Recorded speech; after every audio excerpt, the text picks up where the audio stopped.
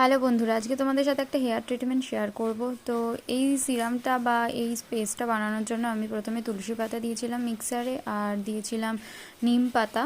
তারপর এটাকে ভালো করে পেস্ট করে নিয়েছিলাম এবং পুরো রসটাকে ছেঁকে বার করে নিয়েছিলাম। তারপর দিয়েছিলাম বেশ কয়েকটা লেবু, মানে আমি 4টে লেবু দিয়েছিলাম। আমার প্রচণ্ড ড্যান্ড্রফের প্রবলেম হচ্ছে, তো আমি লেবুটা ভালো করে দিয়ে তারপর যে পেস্টটা সেটাকে ভালো করে মাথায় ভালো করে স্ক্যাল্পগুলোতে ভালো করে ম্যাসাজ করেছিলাম। এটাকে চাইলে তোমরা গায়েও দিতে পারো, কারণ এটার মধ্যে তুলসী পাতা দেওয়া আছে, নিম পাতা দেওয়া আছে। এগুলো কিন্তু স্কিনের পক্ষেও ভালো, হেয়ারের পক্ষেও ভালো।